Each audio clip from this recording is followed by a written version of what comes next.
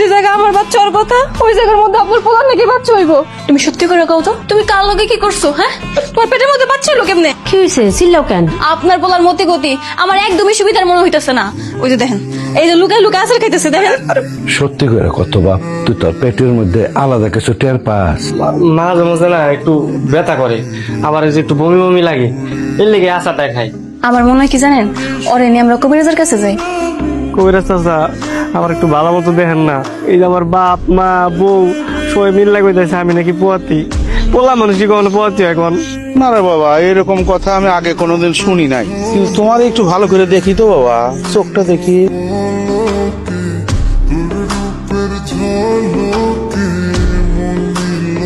ওর পেটে তো সত্যি সত্যি বাচ্চা আছে। কি আশ্চর্য ব্যাপার, ছেলে মানুষের পেটের মধ্যে বাচ্চা, তার মানে আমার ছেলে সত্যি সত্যি গর্ভবতী। কমসে কম তো 2.5 মাসের বাচ্চা পেটের মধ্যে আছে। আপনারা এতদিনও টের পান নাই? টের পাবো কেমনে?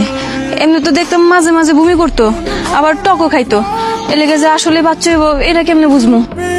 না না, মিষ্টি দিও না, পোয়াতির মারে মিষ্টি দিতে হয় না। কি সমস্যা? মিষ্টি দিলে সমস্যা আছে। কি ব্যাপার, তুমি এমনি হাসতেছো কেন? আমি না একটা কথা চিন্তা করতেছি, তোমার পেট থেকে যদি বাচ্চা হয় তাহলে মা কার ডাকবো?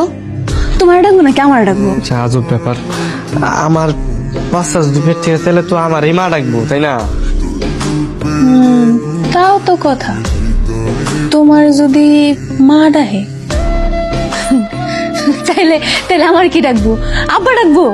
সবকিছু কেমন উল্টা পাল্টা হয়ে যেতেছে না? ও ঠিকই কইছো, তোমার এই ছাপ্পা ডাকবো। যাক বাবা, ভালোই হইছে। আমি তো অনেক ভয় আসছিলাম, মায়ের সবসময় কইতো মায়ের মানুষ জন কিনা পথই হয়, অনেক কষ্ট হয়। 9 মাস কোনো কিছু খাইতেও পারে না, চলতেও পারে না ঠিক মতন, অনেক সাবধানে থাম লাগে। আমি এই চিন্তা থেকে বাচ্চা গেছি। 9 মাস 10 মাস আমার একারই কষ্ট করা লাগবো, আমার এমনিতেই ভাল লাগে না। আর এলাকার মানুষ যা শুরু করছে আমার অনেক ধর্মই। কি আশ্চর্য ঘটনা, কোন ছবি এই? আব্বা কেমন আছো তুমি? ভালো আছি রে মা। কি বাবা, এইটা তুমি কি করছো?